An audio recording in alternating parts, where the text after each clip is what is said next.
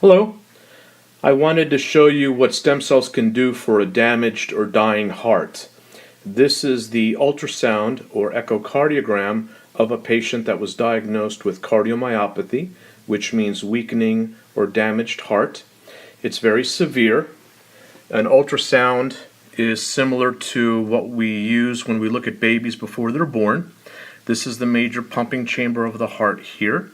These are the valves that are opening and closing as the blood goes in and out. This is the muscle around the heart chamber that squeezes, and as you can see, it's barely coming in on this patient. This patient, there's his date of birth, 6/16/47. This study is before he was treated, and it was done October 26 of 2010. And again, this is what the gentleman's heart looked like before we treated him with stem cells. And this is what his heart looks like after it was treated with stem cells. It's an ultrasound again. You can see the valves that are opening and closing down here, the muscles of the heart around, and you can see how much stronger that squeeze is. It's actually normal at this point. This study was done in July of 2013.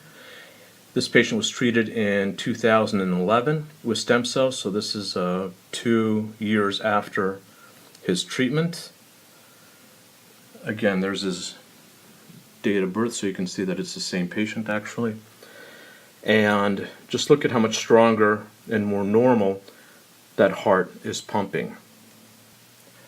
So again, this is before stem cells, and you can see those walls are barely moving in.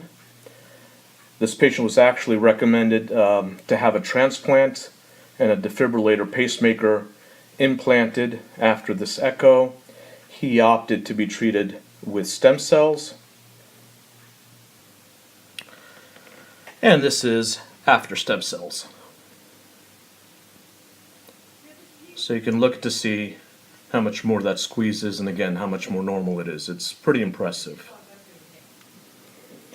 In 2011, he was evaluated by the Mayo Clinic in Rochester, Minnesota, where he had severe decrease in left ventricular function, and his ejection fraction was down at 18%. His most recent echocardiogram, which is from July of 2013, the one that I just showed you, has his ejection fraction at 55%, which is normal. Remember, this was a patient that had been recommended for heart transplantation a couple of years ago, and a defibrillator pacemaker. He now has normal findings on his echocardiogram and is able to lead a normal lifestyle with an outpatient procedure utilizing the injection of stem cells. So how did we accomplish this? Well, what we did was we took stem cells from the patient's blood, fat, or bone marrow. We then cultured them in a bioreactor with naturally occurring growth factors, and we ended up with cardiovascular colony-forming units. And what that means is that these stem cells could then produce endothelial cells, which are actually blood vessels, as well as cardiomyocytes, which are heart muscle cells. The cells then were re-injected into the patient's heart in December of 2011. That word injection is with a Y because it was done in the Dominican Republic, because we're not allowed to do that here in the United States, even though we've been treating patients with stem cells in the rest of the world for about 10 years. He had 30 injections directly into the heart muscle, and we end up with a normal heart